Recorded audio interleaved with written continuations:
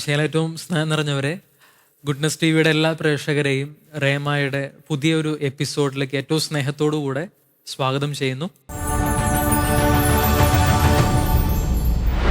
ഈ മക്കൾ ഞങ്ങൾക്ക് വലിയ അനുഗ്രഹമാണ്.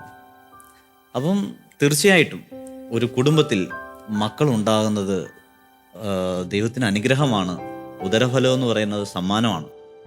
അപ്പൊ ഈ പങ്കുവെപ്പ് ഒരു പ്രത്യേകതയാണ്. ഇത് ഇന്ന് നമ്മൾ സാധാരണ ഇന്ന് കാണുന്നത് എങ്ങനെ, ഒരു വട എനിക്ക് കിട്ടിയാൽ ഞാൻ തിന്നുക എന്നുള്ളതേ ഉള്ളൂ.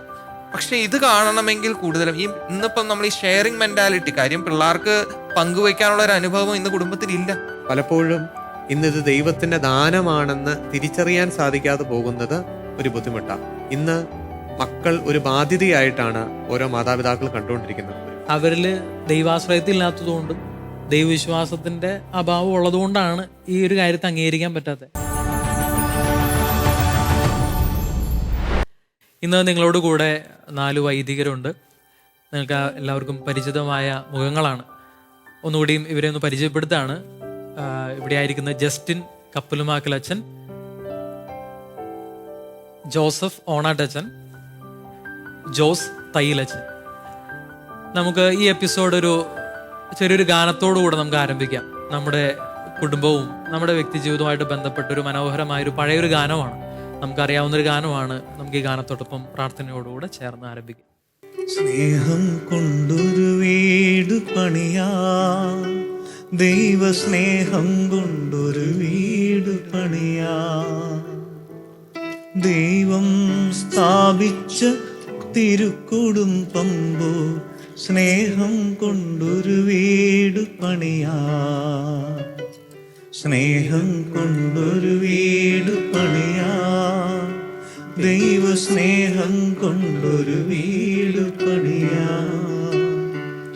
ദൈവം സ്ഥാപിച്ച തിരുക്കുടുംബം പോൽ, സ്നേഹം കൊണ്ടൊരു വീട് പണിയാ.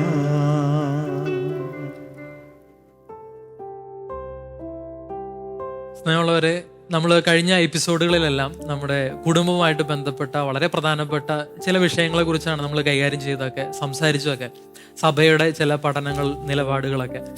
ഇന്നും നമ്മൾ വളരെ വ്യക്തമായിട്ട് അങ്ങനെ ഒരു പ്രധാനപ്പെട്ട ഒരു മേഖലയെക്കുറിച്ചാണ് നമ്മൾ ചർച്ച ചെയ്യുന്നതും സംസാരിക്കുന്നതും.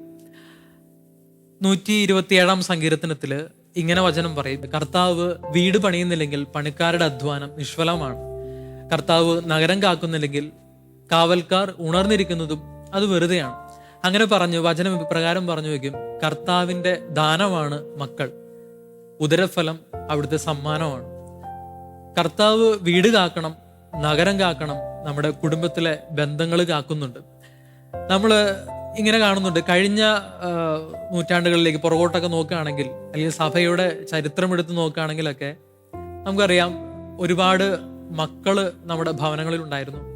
ഒരുപാട് അംഗസംഖ്യ നമ്മുടെ ഭവനങ്ങളിലും സമുദായത്തിലും ഒക്കെ ഉണ്ടായിരുന്നു. എന്നാൽ ഇടക്കാലത്ത് ഒരുപാട് എണ്ണം കുറഞ്ഞു പോയി, നമ്മുടെ കുടുംബത്തിലെ എണ്ണം കുറഞ്ഞു, അതിൻ്റെതായിട്ടുള്ള അപജയങ്ങളും കുറവുകളൊക്കെ ഉണ്ടായി. പിന്നീട് ഈ കാലഘട്ടത്തിൽ നമ്മൾ കുറേയും കൂടിയൊക്കെ ആ ഒരു മേഖലയെക്കുറിച്ച് ചിന്തിക്കാൻ തുടങ്ങി. ഇപ്പം എനിക്ക് തോന്നുന്നു നമ്മുടെ കുടുംബങ്ങളിലൊക്കെ ഇങ്ങനെ കുട്ടികളുടെ എണ്ണമൊക്കെ ഇങ്ങനെ പയ്യെ പയ്യെ വർദ്ധിക്കാൻ തുടങ്ങുന്നുണ്ട്. അതൊരു പ്രത്യാശയോടുകൂടെ നമുക്ക് കാണാൻ പറ്റുന്ന ഒരു കാര്യമാണ്. കാരണം ചില തെറ്റുകളിൽ നിന്നാണ് നമ്മൾ തിരുത്തൽ മനസ്സിലാക്കുന്നത്. ആ തിരുത്തലിലൂടെയാണ് പിന്നീടും വളർച്ച ഉണ്ടാകുന്നത്, അഭിവൃദ്ധി ഉണ്ടാകുന്നത്. ഞങ്ങൾ 4 വൈദികർ ഉണ്ട്. ഈ ഒരു മേഖലയെക്കുറിച്ച് സഭ എന്താണ് പറയുന്നത്, വചനം എന്താണ് പറയുന്നത്, നമ്മുടെ ഈ കാലഘട്ടത്തിൽ നമ്മൾ എന്താണ് ചെയ്യേണ്ടത് എന്നുള്ള കാര്യങ്ങളെക്കുറിച്ചാണ് നമ്മൾ ചിന്തിക്കുന്നത്. സ്നേഹമുള്ളവരെ, ഞാനിപ്പോൾ പറഞ്ഞു വെച്ച് നോക്കുമ്പോൾ, ഞാൻ ഈ ഒരു എപ്പിസോഡ് തുടങ്ങുന്നതിന് മുമ്പ് അച്ഛന്മാരോട് ഇങ്ങനെ പറഞ്ഞു, ഈ കൂട്ടത്തില് ഇവിടെ ഇരിക്കുന്ന ജോസഫ് അച്ഛൻ്റെ വീട്ടിൽ മാത്രമാണ് 3 മക്കളുള്ളത്. ബാക്കി ഞങ്ങൾ 3 അച്ഛന്മാരുടെ വീട്ടിലും 2 മക്കൾ വെച്ചാണ്. അപ്പൊ ഈ ഒരു സബ്ജക്റ്റിനെ കുറിച്ച് പറയുമ്പോൾ ഞങ്ങൾ 3 പേരും അല്ലെങ്കിൽ അച്ഛനും കൂടെ ചിന്തിക്കുകയാണെങ്കിൽ ഞങ്ങൾക്കൊരു ചെറിയ വിഷമമുണ്ട്. അതായത് 2 മക്കളെ വീട്ടിലുള്ളൂ ഉണ്ടായിരുന്നുള്ളൂ. പുറത്തുള്ള മറ്റച്ഛന്മാരെയൊക്കെ നോക്കുമ്പോൾ, അല്ലെ നമ്മുടെ കൂടെയുള്ള മറ്റു വൈദികരുടെയൊക്കെ നോക്കുമ്പോൾ അവരുടെ കുടുംബങ്ങളിലൊക്കെ 10 മക്കള് 11, ഭയങ്കര ഒരു അസൂയ തോന്നും. ഒരു വിശുദ്ധമായ അസൂയ എനിക്ക് പലപ്പോഴും തോന്നിയിട്ടുണ്ട് അവരോടൊക്കെ. അവരുടെ കുടുംബം എങ്ങനെയായിരിക്കും. ഞാൻ കഴിഞ്ഞ ദിവസം നമ്മുടെ ഒരു അച്ഛൻ്റെ വീട്ടിൽ പോയപ്പോൾ അവർ പറഞ്ഞാണ്, അവർ ഒരു പ്രോഗ്രാമിന് വരികയാണെങ്കിൽ അവിടെ ഒരു ആൾക്കൂട്ടമുണ്ട്, 25-30 പേര് പിള്ളേരുണ്ട്, പിന്നെ മുതിർന്നവര്. അപ്പം ഞാൻ ഇങ്ങനെ ചിന്തിക്കുകയായിരുന്നു, എന്തൊരു മനോഹരമായിരിക്കും. അപ്പം നമ്മളത് മനോഹരമായൊരു കാര്യമായതുകൊണ്ട് തന്നെ അത് ഇനിയും നമ്മൾ അതിനെപ്പറ്റി വളരെ കാര്യമായിട്ട് ചിന്തിക്കേണ്ടത് തന്നെയാണ്. അപ്പോൾ ഈ കാലഘട്ടത്തിൽ നമ്മൾ വളരെ ഒരു സന്ദേഹങ്ങളുണ്ട് അതിനെക്കുറിച്ച്. അതായത് കൂടുതൽ മക്കളുണ്ടാകുന്നൊക്കെ പറയുമ്പോൾ പ്രാക്ടിക്കലാണോ, നമ്മൾ ഏത് ലോകത്താണെന്നോ അതൊന്നുമല്ല. പക്ഷെ വളരെ ഗൗരവത്തിൽ ചിന്തിക്കേണ്ട ഒരു മേഖലയാണ്. സഭ എന്താ പറയുന്നത്? സഭ പറയുന്നു കർത്താവിൻ്റെ ദാനമാണ് മക്കൾ. ഉദരഫലം എന്ന് പറയുന്നത് കർത്താവിൻ്റെ സമ്മാനമാണ്. ഇപ്പോൾ ഉദാഹരണം പറയുകയാണെങ്കിൽ, ഞാനിപ്പോൾ ഈ ജോസച്ചനൊരു ഗിഫ്റ്റ് കൊടുത്തു. ഇപ്പോൾ ഒരു കീബോർഡ് ഗിഫ്റ്റായിട്ട് കൊടുക്കുകയാണ്. അത് ഞാൻ കൊടുക്കുന്നൊരു സമ്മാനമാണ്, ദാനമാണ്. ഒരിക്കലും ഈ ജോസച്ചന് ചോദിക്കുകയല്ല ഈ ദാനം അത്ര പോരാ, ഇത് പഴയ കീബോർഡാണല്ലോ, ഇതാണോ തരുന്നതെന്ന് ചോദിക്കുകയല്ല. അത് ദാനമാണ്, ഗിഫ്റ്റാണ്. ഞാൻ മനസ്സറിഞ്ഞ് തരുന്ന, ദൈവവും മനസ്സറിഞ്ഞ് അവൻ്റെ മടിയിൽ നിന്നും എടുത്തു തരുന്ന മക്കളാണ് നമ്മുടെ ഈ ചുറ്റുപാടിലുള്ളവരും, നമ്മളും എല്ലാവരും ഒക്കെ. അപ്പോൾ ഈ ദാനത്തിൻ്റെ കുറവുകൾ നോക്കേണ്ട ആവശ്യമില്ല, എന്താവുമെന്ന് ചിന്തിക്കേണ്ട ആവശ്യമില്ല. ദാനം അത് ബെസ്റ്റാണ്, കർത്താവ് തന്നാണ്. അപ്പോൾ സാധ്യതകൾ കർത്താവ് എത്രമാത്രം മക്കളെ തരാൻ ആഗ്രഹിക്കുന്നോ അത്രമാത്രം എല്ലാ മക്കളും കർത്താവിൻ്റെ ദാനമാണ്. എണ്ണം നോക്കേണ്ട ആവശ്യമില്ല, വരും വരായികൾ നോക്കേണ്ട ആവശ്യമില്ല, ഗുണം നോക്കേണ്ട ആവശ്യമില്ല, പോസിറ്റീവ്സും നെഗറ്റീവ്സും നോക്കേണ്ട ആവശ്യമില്ല, അല്ലെങ്കിൽ കുറവുകൾ നോക്കേണ്ട ആവശ്യമില്ല. എല്ലാറ്റിലും ഒരു നന്മയുണ്ട്. അപ്പോൾ ഇതിനെക്കുറിച്ചാണ് നമ്മൾ ഇനി ഒന്ന് ചിന്തിക്കാൻ പോകുന്നത്. നമ്മുടെ അച്ഛന്മാർ കൂടുതൽ കാര്യങ്ങൾ അതിനെപ്പറ്റിയൊക്കെ പറയും. നമുക്ക് നല്ല രീതിയിൽ അതിൻ്റെ വശങ്ങൾ ഈ കാലഘട്ടത്തിൽ നമുക്ക് എടുത്ത് ധ്യാനിക്കാം. നമ്മൾ ബൈബിളിലെ ആദ്യത്തെ ഒരു അനുഗ്രഹം എന്ന് പറഞ്ഞ് നമ്മൾ കാണുന്നത് ഉൽപ്പത്തി 1:28 അത് ഇപ്രകാരമാണ്: ദൈവം അവരെ ഇങ്ങനെ അനുഗ്രഹിച്ചു, സന്താനപുഷ്ടിയുള്ളവരായി പെരുകുവിൻ, ഭൂമിയിൽ നിറഞ്ഞ് അതിനെ കീഴടക്കുവിൻ. അപ്പം ദൈവം നൽകുന്ന വലിയ അനുഗ്രഹമാണ് മക്കളെന്ന് പറയുന്നത്. ദൈവം ഓരോ കുടുംബത്തിനും അവരുടെ സ്നേഹത്തിന് നൽകുന്ന വലിയൊരു സമ്മാനമാണ്. അത് തന്നെ നമ്മുടെ ബൈബിളിൽ നമ്മൾ അത് തന്നെയാണ് കാണുന്നത്. ദൈവം അവരെ അനുഗ്രഹിച്ചിട്ട് പറഞ്ഞ മക്കൾ ഉണ്ടാകട്ടെ. നമ്മൾ അതിനുശേഷം ഈ ഉൽപ്പത്തി 9 ജലപ്രളയത്തിനൊക്കെ ശേഷം നമ്മൾ കാണുന്ന അവിടെയും ദൈവം നൽകുന്ന അനുഗ്രഹം ഇത് തന്നെയാണ്.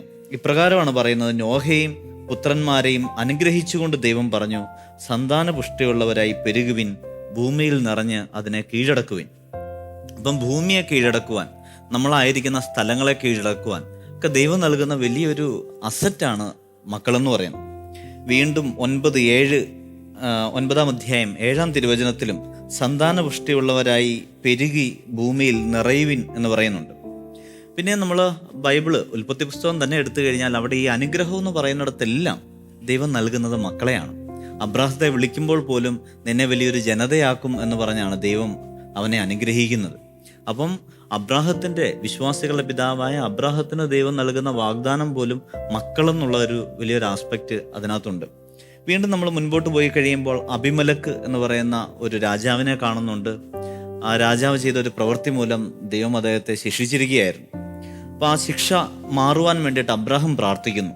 അബ്രാഹം ദൈവത്തോട് പ്രാർത്ഥിച്ചു. ദൈവം അബിമലക്കിനെയും ഭാര്യയെയും വേലക്കാരികളെയും സുഖപ്പെടുത്തി, അവർക്കെല്ലാം സന്താനങ്ങളും ജനിച്ചു. അപ്പം ദൈവം പ്രത്യേകമായി ഇടപെടുന്നതിൻ്റെ പേരിലാണ് ഈ മക്കൾ ലഭിക്കുന്നതെന്നുള്ളത് നമ്മൾ വചനത്തിൽ കാണുന്നുണ്ട്. വീണ്ടും 21 ഇപ്രകാരം തന്നെ കാണുന്നു: കർത്താവ് വാഗ്ദാനം അനുസരിച്ച് സാറായെ അനുഗ്രഹിച്ചു. വൃദ്ധനായ അബ്രാഹത്തിൽ നിന്ന് സാറ ഗർഭം ധരിച്ച് ദൈവം പറഞ്ഞ സമയത്ത് തന്നെ പുത്രനെ പ്രസവിച്ചു. ഇത് വലിയ അനുഗ്രഹമാണ്. മക്കളെന്ന് പറയുന്നത് വലിയ അനുഗ്രഹമാണ്. എൻ്റെ മനസ്സിൽ പെട്ടെന്ന് ഓർമ്മ വരുന്നത് 9 മക്കളുള്ള ഒരു കുടുംബത്തിൽ ക്രിസ്തുമസ് ആഘോഷിക്കാൻ വേണ്ടിയിട്ട് പോയതാണ്. അന്ന് എൻ്റെ ആശ്രമത്തിൽ വൈദികനായിട്ട് ഞാൻ മാത്രമേ ഉള്ളായിരുന്നു. അപ്പം ഞാൻ കൂടെ ഉണ്ടായിരുന്ന കുക്കും ആയിട്ടുള്ള ചേട്ടനെയൊക്കെ ഞാൻ പറഞ്ഞു വീട്ടിൽ വിട്ടു. അപ്പം ഞാൻ മാത്രമേ ഉള്ളൂ. അപ്പം ഞാൻ എവിടെയെങ്കിലും പോകണമല്ലോ എന്ന് വിചാരിച്ച് കഴിഞ്ഞാൽ ഞാൻ തിരഞ്ഞെടുത്ത ഈ കുടുംബമാണ്. അല്പം അകലെയാണെങ്കിലും ഞാൻ അവിടെ പോയി. അവിടെ ചെന്ന് കഴിഞ്ഞപ്പോൾ ഈ 9 മക്കളും അപ്പനും അമ്മയും വല്യമ്മയും ഇവരൊക്കെ കൂടി അവരുടെ സ്നേഹം പങ്കുവയ്ക്കുന്നതും ക്രിസ്മസ് ആഘോഷിക്കുന്നതും ഒക്കെ വളരെ കൗതുകത്തോടു കൂടെ ഞാൻ നോക്കി. ഞാൻ ആദ്യമായിട്ട് ആ ഭവനത്തിലേക്ക് കടന്നു ചെല്ലെന്ന് ഞാനിങ്ങനെ കേട്ടിട്ടേ ഉള്ളായിരുന്നു. തപ്പിപ്പിടിച്ചാണ് ഈ ഭവനത്തിൽ ചെന്നത്. അപ്പോൾ ഈ 9 മക്കളും സന്തോഷത്തോടു കൂടി ഈ ഒരു ക്രിസ്തുമസ് ആഘോഷിക്കുന്നു, അവരുടെ കുടുംബം ആഘോഷിക്കുന്നു. ആ മാതാപിതാക്കളും അതിൻ്റെ ഒരു സന്തോഷ വൈബിൽ തന്നെ അവർ നിൽക്കുക. അപ്പം ഞാൻ ഈ ചേട്ടനോട് ചോദിച്ചു, ചേട്ടാ മൂത്ത കൊച്ച് +1 ആയതേ ഉള്ളൂ, അതിന് താഴോട്ട് ഇങ്ങനെ നിരനിരയായിട്ട് ഇങ്ങനെ കുട്ടികൾ ഇങ്ങനെ വന്നുകൊണ്ടിരിക്കുക. അപ്പം ചോദിച്ചു കഴിഞ്ഞപ്പോൾ ചേട്ടൻ പറഞ്ഞത് ഇതാണ്: അച്ഛാ, ഒരു കുഞ്ഞിനെ ദൈവം തന്നു കഴിഞ്ഞപ്പോൾ അതിനെ വളർത്താനുള്ള ഒരു ഉപാധി ദൈവം തന്നു. ഒരു വലിയ സമ്പന്നരൊന്നുമല്ല, സാധാരണ രീതിയിൽ ജീവിച്ചു പോകുന്ന ഒരു ആവറേജ് കുടുംബമാണ്. 2 മക്കളായി കഴിഞ്ഞപ്പോൾ ദൈവം അതിനുള്ള ഉപാധികൾ തന്നു. അങ്ങനെ ഇപ്പോൾ 9 മക്കളായിട്ട് നിൽക്കുമ്പോൾ ഈ 9 മക്കളെയും പോറ്റാൻ വേണ്ടിയിട്ട് ദൈവം എന്നെയും എൻ്റെ ജീവിത പങ്കാളിയെയും സമൃദ്ധമായിട്ട് അനുഗ്രഹിക്കുകയാണ്. ഈ മക്കൾ ഞങ്ങൾക്ക് വലിയ അനുഗ്രഹമാണ്. അപ്പം തീർച്ചയായിട്ടും ഒരു കുടുംബത്തിൽ മക്കളുണ്ടാകുന്നത് ദൈവത്തിന് അനുഗ്രഹമാണ്. ഉദരഫലം എന്ന് പറയുന്നത് സമ്മാനമാണ്. ഇത് നമ്മൾ മനസ്സിലാക്കണമെന്നുണ്ടെങ്കിൽ മക്കളില്ലാത്ത ഒരു ദമ്പതികളുടെ വേദന മനസ്സിലാക്കണം. അവർ ഈ അനുഗ്രഹത്തിന് വേണ്ടിയിട്ട് കാത്തിരിക്കുകയാണ്. എന്നാൽ ദൈവം തരുന്ന മക്കളെ സ്വീകരിക്കുന്ന കുടുംബങ്ങളെല്ലാം തന്നെ ദൈവം സമൃദ്ധമായിട്ട് അനുഗ്രഹിക്കും. അത് പുതിയ നിയമത്തിലേക്ക് വരുമ്പോഴും ഈ മക്കളെ ശരിയാണ്, മക്കൾ എത്ര വേണമെന്ന് ദൈവം ഒരിക്കലും പറയുന്നില്ല. ഇത്രയോ അല്ലെങ്കിൽ ഇങ്ങനെ എണ്ണമൊന്നും പറയുന്നില്ല. നമുക്കറിയാം മത്തായിയുടെ സുവിശേഷം 19-ാം അധ്യായം വിവാഹത്തെക്കുറിച്ചൊക്കെ പറയുന്നത് നമ്മൾ ഇതിനു മുമ്പും ചർച്ച ചെയ്തിട്ടുണ്ടെന്നാണ് എനിക്ക് തോന്നുന്നത്. അപ്പോൾ വിവാഹത്തെക്കുറിച്ചെല്ലാം പറഞ്ഞു കഴിയുമ്പം അടുത്ത ഭാഗം വരുന്നത് നമ്മൾ 13-ാം തിരുവചനം തൊട്ട് കാണുന്ന ശിശുക്കളെ അനുഗ്രഹിക്കുന്നതാണ്. അപ്പൊ അവിടെ ശിശുക്കൾ അടുത്ത് വരുമ്പോൾ ശിഷ്യന്മാരെ തടസ്സം പറയുന്നു. അപ്പൊ ഈശോ പറയുന്നു അവരെ തടയേണ്ട, അവരെന്റെ അടുത്ത് വരട്ടെ. അപ്പോൾ വിവാഹത്തെക്കുറിച്ച് പറഞ്ഞു കഴിഞ്ഞിട്ടാണ് ഈ ശിശുക്കളെ അനുഗ്രഹിക്കുന്നത്. അപ്പോൾ അതിന് നമുക്കൊരു വ്യാഖ്യാനം കൊടുക്കാം. ഡാനിയേലച്ചനും ഒക്കെ കൊടുക്കുന്ന ഒരു വ്യാഖ്യാനം ഇങ്ങനെയാണ്: വിവാഹം കഴിഞ്ഞതാണ് ഈശോ ശിശുക്കളെ കുറിച്ച് പറഞ്ഞതെങ്കിൽ വിവാഹത്തിലൂടെ ലഭിക്കുന്ന ശിശുക്കളെ നമ്മൾ തടസ്സം നിൽക്കരുത് എന്നുള്ളതാണ്. അപ്പോൾ അത് എണ്ണം എത്രയുള്ളതെന്ന് ദൈവം തീരുമാനിക്കും. പിന്നെ ഓക്കെ, നമുക്ക് നമ്മുടെ സാമ്പത്തികമായ കാര്യങ്ങളെല്ലാം നമ്മൾ ചിന്തിക്കണ്ട എന്നുള്ള അർത്ഥം അതിനില്ല. പക്ഷെ ദൈവം തരാൻ ആഗ്രഹിക്കുന്നവരെ നമ്മൾ സ്വീകരിക്കണം. അപ്പൊ എനിക്ക് തോന്നുന്നു നമ്മൾ ചർച്ച ചെയ്യുമ്പം അതിന്റെ ഒരു വശം ഇന്ന് പലരും ഭയപ്പെടുന്നുണ്ട്. ഒരുപാട് മക്കൾ വന്നാൽ ഭാവിയെ കുറിച്ച് ഒരുപാട് ആകുലപ്പെട്ടുകൊണ്ടാണല്ലോ ഈ മക്കളെ സ്വീകരിക്കാൻ മടി കാണിക്കുന്നത്. ഒരുപാട് മക്കൾ ഉണ്ടാകുമ്പോഴുള്ള ഗുണത്തെക്കുറിച്ച് നമുക്കൊന്ന് ചിന്തിച്ച് നോക്കാം. ഞാനൊരു ഉദാഹരണം പറയാം. എനിക്കൊരു ഗുണം തോന്നുന്നത് എന്താണെന്ന് വെച്ചാൽ, ഒന്ന്, ഇന്ന് പലരിലും കാണുന്നത് നമ്മൾ ഈ ന്യൂക്ലിയർ ഫാമിലി എന്നൊക്കെ പറയുന്നു. ഒരു കൊച്ച് അല്ലെങ്കിൽ 2 കൊച്ച്, മാക്സിമം ചിലപ്പോൾ 3 കൊച്ചുങ്ങളൊക്കെ ഉണ്ടാവും. ഇവരിൽ എല്ലാവരിലും ഒരു ഷെയറിങ് മെന്റാലിറ്റി, പങ്കുവെക്കൽ എന്ന് കുറഞ്ഞു വരിക, എൻ്റെ എന്നൊരു ലോകത്തിലേക്ക് ചുരുങ്ങിക്കൊണ്ടിരിക്കുക. എനിക്കറിയാവുന്ന ഒരു കുടുംബം, 7 മക്കളാണ്. മൂത്ത കൊച്ച് 8-ാം ക്ലാസ്സിലേ ആയിട്ടുള്ളൂ. അപ്പോൾ ഞാൻ മിനിസ്ട്രിക്ക് പോയ പള്ളിയിലെ ആ ഒരു കുടുംബമായിരുന്നു. അപ്പോൾ ആ കുടുംബത്തിൽ ഒരിക്കലും അവർ എല്ലാവരും കൂടി പള്ളിയിൽ വന്ന് ഞങ്ങളുടെ കാറ്റഗിസത്തിൻ്റെ അവിടെ വന്നു. അപ്പം ഈ 7 മക്കളും വന്നു. അപ്പം ഞങ്ങൾക്ക് കാറ്റഗിസം കഴിയുമ്പം ചെറിയൊരു ചായയും വടയും എന്തെങ്കിലുമൊക്കെ കഴിക്കാൻ തരും. അപ്പോൾ സാധാരണ എനിക്ക് കിട്ടുന്ന വടയൊന്നും ഞാൻ അങ്ങനെ കഴിക്കല്ല. അപ്പം ഈ പിള്ളേരിൽ ആരെങ്കിലും വന്ന് അച്ഛാ ബ്രദറെ ആ വട എടുത്തോട്ടെ എന്നൊക്കെ ചോദിക്കും. ഞാൻ എടുത്തോളാൻ പറയും. ഒരു ദിവസം ഞാൻ ശ്രദ്ധിച്ച കാര്യം എന്താ വെച്ചാൽ, 7 മക്കളും അവിടെ ഉണ്ട്, അപ്പനും അമ്മയുണ്ട്. അപ്പം കാറ്റിസം പഠിപ്പിക്കുന്ന സാറും കൂടിയാണ്. അപ്പോൾ ഇവരിൽ ഒരു കൊച്ചു വന്ന് എൻ്റെ അടുത്ത് ചോദിച്ചു, ബ്രദറെ വട എടുത്തോട്ടെ എന്ന് ചോദിച്ചു. നീ എടുത്തോളാൻ പറഞ്ഞു. അപ്പോൾ ഒരു കൊച്ചു പോയി വടയെടുത്തു. അപ്പം 2 വയസ്സുള്ള കൊച്ച് ഈ മൂത്ത കൊച്ചിൻ്റെ ഒക്കത്തായിരിക്കുന്നത്. അപ്പൊ ഈ എടുത്തുകൊണ്ട് വന്ന കൊച്ച്, അവള് 4-ാം ക്ലാസ്സിൽ പഠിക്കുന്ന കൊച്ചാ. അവള് വട കൊണ്ടുപോയി ഈ അനിയൻ കൊച്ചിന് കൊടുത്തു. അനിയൻ കൊച്ച് അത് മേടിച്ച് കൈവച്ചു. അനിയൻ കൊച്ച് ചെയ്തത് എന്താന്ന് വെച്ചാൽ, എല്ലാവരുടെയും വായിൽ കൊണ്ട് ഈ അനിയൻ കൊച്ചി വട ഇങ്ങനെ വെച്ചു. എല്ലാവർക്കും ആദ്യം കയ്യിലിരിക്കുന്ന ചേച്ചിയുടെ കയ്യിലാണ് ഇരിക്കുന്നത്. ചേച്ചിക്ക് ഇച്ചിരി കടി കൊടുത്തു എല്ലാവർക്കും. എന്നിട്ട് അവസാനമാണ് അവൻ കടിച്ചത്. അപ്പൊ ഈ പങ്കുവെപ്പ് ഒരു പ്രത്യേകതയാണ്. ഇത് ഇന്ന് നമ്മൾ സാധാരണ ഇന്ന് കാണുന്നത് എങ്ങനെ, ഒരു വട എനിക്ക് കിട്ടിയാൽ ഞാൻ തിന്നുക എന്നുള്ളതേ ഉള്ളൂ. പക്ഷെ ഇത് കാണണമെങ്കിൽ കൂടുതലും ഇന്നിപ്പം നമ്മൾ ഈ ഷെയറിങ് മെന്റാലിറ്റി, കാര്യം പിള്ളേർക്ക് പങ്കുവെക്കാനുള്ള ഒരു അനുഭവം ഇന്ന് കുടുംബത്തിൽ ഇല്ല. കാര്യം എന്താ, മാതാപിതാക്കൾ മേടിച്ച് തരുന്നു, ഞാനത് എടുക്കുന്നു എനിക്ക് വേണ്ടി. അപ്പൊ അത് ഒരു പോസിറ്റീവ് കാര്യമാണ്. മക്കള് വർദ്ധിക്കുന്നതനുസരിച്ച് ഷെയറിങ് മെന്റാലിറ്റിയും അവിടെ വർദ്ധിക്കുന്നു. മറ്റു ഗുണങ്ങളെ കുറിച്ചൊക്കെ നമുക്ക് സംസാരിക്കാം. ഓർത്ത് നോക്കുന്നത്, ഇന്ന് കുടുംബങ്ങളില് 1-2 പേരേ ഉള്ളൂ, 1-2 മക്കള്. ഇവർ തമ്മിൽ പരസ്പരം എന്തെങ്കിലും ഒരു കലഹമുണ്ടായാൽ, എന്തെങ്കിലും ബുദ്ധിമുട്ടുണ്ടായാൽ ഇത് പറഞ്ഞു തീർക്കാൻ ഇന്ന് കുടുംബങ്ങളിൽ ആരുമില്ല. മാധ്യസ്ഥം വഹിക്കുവാൻ തക്കവണ്ണം മൂത്തവരും ഇളയവരുമായിട്ട്, എൽഡേഴ്സും ആൻഡ് യങ്ങർ സിസ്റ്റേഴ്സുമായിട്ടോ ബ്രദേഴ്സുമായിട്ടോ ആരുമില്ല. അതുകൊണ്ട് തന്നെ വലിയൊരു പോരായ്മകളിലേക്ക് നമ്മുടെ കുടുംബങ്ങൾ മാറിക്കൊണ്ടിരിക്കുകയാണ്. കുറച്ചു മുമ്പ് അച്ഛൻ പറഞ്ഞു മക്കൾ ദൈവത്തിന്റെ ദാനമാണെന്ന്. പലപ്പോഴും ഇന്നിത് ദൈവത്തിന്റെ ദാനമാണെന്ന് തിരിച്ചറിയാൻ സാധിക്കാതെ പോകുന്നത് ഒരു ബുദ്ധിമുട്ടാണ്. ഇന്ന് മക്കൾ ഒരു ബാധ്യതയായിട്ടാണ് ഓരോ മാതാപിതാക്കൾ കണ്ടുകൊണ്ടിരിക്കുന്നത്. ഒരു മകൻ വന്ന് ജനിക്കുമ്പോൾ അല്ലെങ്കിൽ ഒരു മകൾ വന്ന് ജനിക്കുമ്പോൾ മാതാപിതാക്കൾ കാണുന്നത് ബാധ്യതകളുടെ ഒരു ലിസ്റ്റാണ്. പുറകോട്ട് ഇനി ഇതിനെ എങ്ങനെ വളർത്തും. പക്ഷേ ഈ ബാധ്യതകൾക്കെല്ലാം അപ്പുറം ഒരു കൊച്ചു വന്ന് ജനിക്കുമ്പോൾ ഈ കൊച്ചി ഈ ഭൂമുഖത്ത് വലിയൊരു സാധ്യതയാണെന്ന് തിരിച്ചറിയുന്നില്ല. നമ്മളെല്ലാവരും അതിൻ്റെ പോസിറ്റീവ് വശം കാണാൻ സാധിക്കാതെ ഒരു കൊച്ചു വരുമ്പോൾ ഒരു സമൂഹത്തിന്, ഒരു കുടുംബത്തിന്, ഒരു നാടിന്, ചിലപ്പോൾ ഒരു വലിയ ദേശത്തിന് തന്നെ വലിയൊരു അനുഗ്രഹമാകാൻ സാധ്യതയുള്ള ഒരു കൊച്ചിൻ്റെ ഒരു അപ്പനും അമ്മയും കാണുന്നത് ബാധ്യതകളുടെ ഒരു കണക്കാണ്. തീർച്ചയായിട്ടും ഇതിനെ വളർത്താനൊരു ബുദ്ധിമുട്ടുണ്ട്.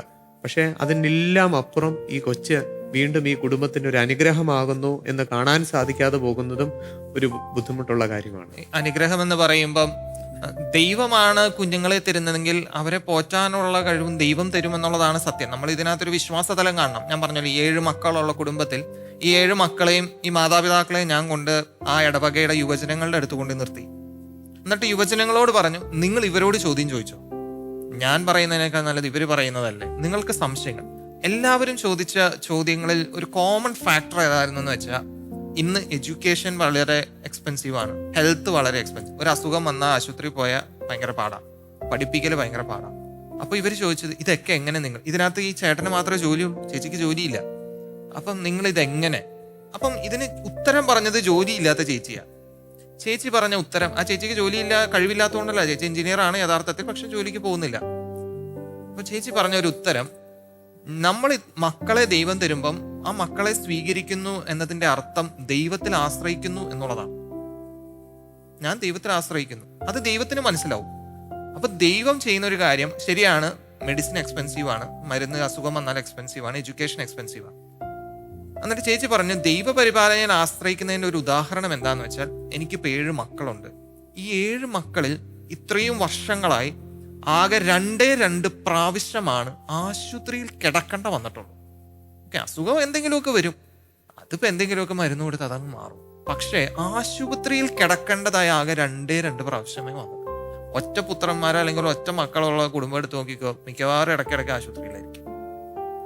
അപ്പം അത് ദൈവം കൊടുക്കുന്ന ഒരു അനുഗ്രഹമാണ്. അവർക്ക് ഒരിക്കലും ഒരു നഷ്ടം വരുത്തില്ല ദൈവം. ഈ മക്കളെ കൊടുത്തു, അപ്പൊ ദൈവം ഒരിക്കലും ഒരു നഷ്ടം വരുത്തില്ല. അടുത്ത നമ്മൾ പറയുന്ന ഒരു പ്രശ്നം ഇതാണ്, എഡ്യൂക്കേഷൻ എന്നുള്ളത്.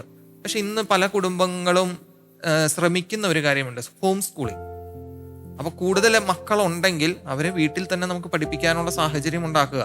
ഇപ്പം അത് കാക്കനാട് 1-2 കുടുംബങ്ങളൊക്കെ ഉണ്ട് അങ്ങനെ. എൻ്റെ ഒരു സുഹൃത്ത് അമേരിക്കയിലാണ്. അവരുടെ മക്കളെയൊക്കെ വലിയ മക്കളാണ്. അപ്പൊ അവർക്ക് 3, 4, 5 മക്കളുള്ള കുടുംബങ്ങൾ കുറച്ച് പേരുണ്ട്. അവരൊരുമിച്ച് വന്ന് പിള്ളേർക്ക് ഹോം സ്കൂളിംഗ് ആണ് കൊടുക്കുന്നത്. ഇന്ന് അതൊരു വളർന്നു വരുന്ന ഒരിതാണ്. അതായത് പിള്ളേർക്ക് സ്കൂളിൽ കൊടുക്കുന്ന അതേ കാര്യങ്ങൾ വീട്ടിൽ കൊടുക്കുന്നു, പാഠങ്ങൾ പഠിപ്പിക്കുന്നു. അതിന് മാതാപിതാക്കൾ കുറച്ച് എഫേർട്ട് എടുക്കണം, വേണ്ട എന്നുള്ളതല്ല. അപ്പൊ അങ്ങനെ ഇവർക്ക് ആ ഒരു രീതിയിലൊക്കെ നമ്മൾ ചിന്തിക്കുവാണെങ്കിൽ സാഹചര്യങ്ങൾ പലതുണ്ട്. ദൈവം അതിന് വേണ്ട സാഹചര്യം തരും എന്നുള്ളതാണ് സത്യം. നമ്മൾ ദൈവത്തിൽ പറഞ്ഞ കാര്യത്തോട് ഇപ്പം ദൈവത്തിൽ ആശ്രയിക്കുന്നു പറഞ്ഞല്ലോ. അതായത് ഇപ്പൊ ചിലരെങ്കിലും ഈ മക്കൾ അധികം വേണമെന്ന് പറയുന്നതിൽ എതിർപ്പോ അല്ലെങ്കിൽ കളിയാക്കലുകളൊക്കെ നടത്തുന്നവരുടെ പ്രശ്നം എന്ന് പറഞ്ഞാൽ, അവിടെ അവരിൽ ദൈവാശ്രയത്തില്ലാത്തതുകൊണ്ടും ദൈവവിശ്വാസത്തിന്റെ അഭാവം ഉള്ളതുകൊണ്ടാണ് ഈ ഒരു കാര്യത്തെ അംഗീകരിക്കാൻ പറ്റാത്തത്. ദൈവാശ്രയത്വമുണ്ട്, വിശ്വാസമുള്ളവനാണ് ഇതിന്റെ അങ്ങനെ ഒരു കണ്ണുകൊണ്ട് കാണാൻ പറ്റത്തുള്ളൂ. ഒന്നാമത്തെ കാര്യം, വിശ്വാസത്തിൽ നമ്മൾ വളരേണ്ടിയിരിക്കുന്നു. അതൊരു ഇന്ന് ചർച്ച ചെയ്യേണ്ട ഒരു മേഖലയല്ല. ദൈവാശ്രയത്വം ഉണ്ടാകേണ്ടതാണ്, ഒരുപാട് വളർന്നിട്ടുണ്ട്. നമ്മൾ ചിന്തിക്കേണ്ട കാര്യം, നമ്മൾ എത്രമാത്രം ഈ ഒരു ആ കണ്ണിലൂടെ കാണണം, വിശ്വാസത്തിന്റെ കണ്ണിലൂടെ കണ്ട് ഏറ്റെടുക്കുക എന്നുള്ളതാണ്. ഇപ്പൊ അച്ഛൻ പറഞ്ഞതോട് തന്നെ ചേർത്ത് പറയാം, ഈ എറണാകുളത്തൊരു പള്ളിയിൽ ഞാൻ പരിചയപ്പെട്ട 4 മക്കളുള്ള. അപ്പോൾ 4 മക്കളെ എറണാകുളത്ത് നല്ലൊരു സ്കൂളിൽ പഠിപ്പിക്കണമെങ്കിൽ നല്ല ചിലവാണ്. അപ്പോൾ ആ ചേട്ടൻ പറഞ്ഞിങ്ങനെയാണ്, ഒന്നാമത്തെ കുട്ടി ഉണ്ടായപ്പോൾ ഞങ്ങൾ സ്വീകരിച്ചു, രണ്ടാമത്തെ കുട്ടി ഉണ്ടായപ്പോൾ അല്പം ബുദ്ധിമുട്ടായി. പക്ഷെ ഉടനെ തന്നെ എനിക്ക് എൻ്റെ ജോലിയിൽ പുള്ളിക്കൊരു മുന്നേറ്റം ഉണ്ടായി, സാലറി കൂട്ടി കിട്ടി. മൂന്നാമത്തെ കുട്ടി ഉണ്ടായപ്പോൾ ഭാര്യയ്ക്ക് ജോലി കിട്ടി. നാലാമത്തെ കുട്ടി ഉണ്ടായപ്പോൾ ഭാര്യയ്ക്കും ഒരു ശമ്പളം വർധന ഉണ്ടായി. അപ്പോൾ ഓരോ കുട്ടി ഉണ്ടാകുമ്പോഴും വർധനവ് മാത്രമേ ഉണ്ടായിട്ടുള്ളൂ. ഇനിയിപ്പോൾ കുറവുണ്ടായിട്ടുണ്ടെങ്കിൽ പോലും ദൈവം മറ്റൊരു മേഖല അനുഗ്രഹിച്ചിട്ടുണ്ട്. അപ്പോൾ നമുക്ക് ആ വിശ്വാസത്തിന്റെ കണ്ണുകൾ കൊണ്ട് കാണാം. ദൈവത്തിൽ ആശ്രയിച്ചു കഴിഞ്ഞാൽ ദൈവം അത് അനുഗ്രഹിക്കും എന്നുള്ളൊരു ചിന്ത. പിന്നെ ജോസഫ് പറഞ്ഞൊരു കാര്യത്തോട് ചേർത്ത്, ഈ ഹോം സ്കൂളിംഗ് എഡ്യൂക്കേഷൻ അത് ഒരുപാട് കൂടുന്നുണ്ട്. അത് പ്രത്യേകിച്ച് എറണാകുളം മേഖലയിലൊക്കെ 5 കുട്ടികൾ 4 കുട്ടികൾക്ക് വേണ്ടിയിട്ട് ഞാൻ തുടക്കത്തിൽ പറഞ്ഞതുകൊണ്ടാണ്. അതായത് ഈ കാലഘട്ടത്തിൽ അങ്ങനെ ചിന്തിക്കുന്നവർ തുടങ്ങിയിട്ടുണ്ട് കുറേ പേര്. ഇപ്പൊ ജീസസ് യൂത്തിലും മറ്റ് സംഘടനകളൊക്കെ ചേർന്നും ആ ഒരു സ്പിരിച്വൽ മേഖലയിലേക്ക് വളർന്നു വരുന്നു തോന്നുന്നു, മനസ്സിലാകുന്നത് അങ്ങനെയാണ്. അപ്പൊ ഈ ഒരു ഫെലോഷിപ്പ് ഒക്കെ ഉണ്ട് അങ്ങനെ എറണാകുളത്ത്, ഞാൻ പേര് പറയുന്നില്ല. പക്ഷെ അവരുടെ ഇതിലും അവർ അങ്ങോട്ടും ഇങ്ങോട്ടും പാരന്റ്സ് അങ്ങോട്ടും ഇങ്ങോട്ടൊക്കെ പോയിട്ട് പഠിപ്പിക്കും. ഹോം സ്കൂളിങ്ങിൽ ഒരുപാട് നന്മയുണ്ട്, കുറച്ച് ബുദ്ധിമുട്ടുകളുണ്ട്. എന്നാൽ പോലും സോഷ്യലൈസേഷന്റെ ഒരു മേഖല അവിടെ നന്നായിട്ടുണ്ട്, നല്ല മേഖല. കുട്ടികൾക്കിടയിൽ ഒരു നമ്മുടെ പരിധിയിൽ നിന്ന് അവർ പഠിപ്പിക്കാനും ഒക്കെ നമുക്ക് പറ്റും എന്നുള്ളൊരു കാര്യം. നമുക്കതിനകത്ത് ഈ ദൈവപരിപാലന എന്നൊക്കെ പറയുമ്പോഴേ ചിലപ്പോൾ നമ്മൾ ചിന്തിക്കാൻ, അല്ലെന്നുണ്ടെങ്കിൽ ആളുകൾ ചിന്തിക്കുന്ന ഒരു കാര്യം, അച്ഛന്മാർക്ക് ഇത് പറയാം എന്നുള്ളത്. അച്ഛന്മാർക്ക് കുടുംബം ഇല്ലല്ലോ, ജീവിത പങ്കാളിയും കുടുംബമൊന്നും ഇല്ലല്ലോ. ഞാനിപ്പോൾ ഒരു ഓൾഡ് ഏജ് ഹോമിലാണെന്നുള്ള അച്ഛന്മാർക്ക് അറിയാം. അപ്പം ഞാൻ 10 പേര് ആ സ്ഥാപനത്തിൽ ഉണ്ടായിരുന്നപ്പോഴാണ് ഞാൻ അവിടുത്തെ ഉത്തരവാദിത്വം ഏറ്റെടുക്കുന്നത്. ആ സമയത്ത് തന്നെ ഈ 10 പേരെ എങ്ങനെ പോറ്റണമെന്നുള്ളത് വലിയൊരു പ്രതിസന്ധിയായിരുന്നു. എന്നാൽ ദൈവത്തിരുസന്നിധിയിൽ ദൈവത്തിൽ ആശ്രയിച്ച് ഞങ്ങൾ മുൻപോട്ട് പോയി കഴിഞ്ഞ് കൂടുതൽ അഡ്മിഷനുകൾ എടുക്കാൻ തുടങ്ങി. അതായത് തെരുവിലൊക്കെ അനാഥരായി കിടക്കുന്നവരെയൊക്കെ നമ്മൾ സ്വീകരിക്കാൻ തുടങ്ങി. അപ്പോൾ ഓരോരുത്തരെയും സ്വീകരിക്കുന്നതിനനുസരിച്ച് ദൈവം ഞങ്ങൾക്ക് എവിടുന്നെങ്കിലുമൊക്കെ സഹായികളെ തരാൻ തുടങ്ങി, ബെനഫാക്ടേഴ്സിനെ തരാൻ തുടങ്ങി. അങ്ങനെ ഇന്ന് 1 വർഷം പൂർത്തിയാകുമ്പം 10-ൽ നിന്ന് ഞങ്ങൾ 23 പേരായിട്ട് ഉയർന്നു.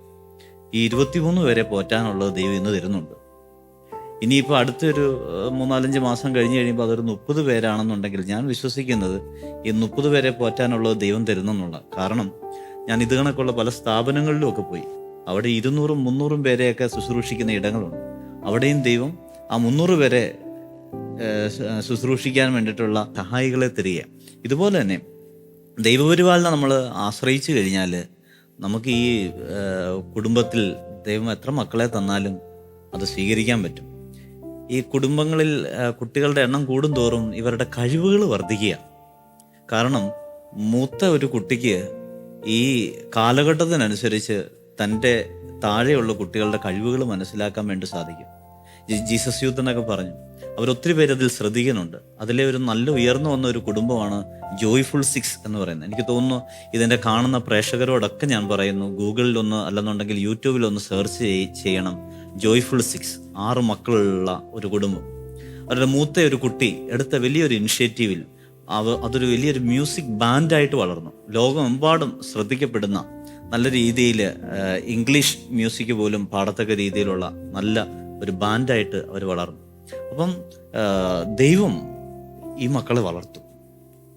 1 കുട്ടിയോ 2 കുട്ടിയോ ഉള്ളവരെ ആ മക്കളെ വളർത്താൻ അവരുടെ മാതാപിതാക്കളാണ്. ദൈവത്തിന് അവിടെ വലിയ റോളില്ല. അവരല്ലേ മാതാപിതാക്കൾ കൊടുക്കുന്നില്ല. കാരണം ഞങ്ങളുടെ കുട്ടികൾ ഞങ്ങൾ വളർത്തും.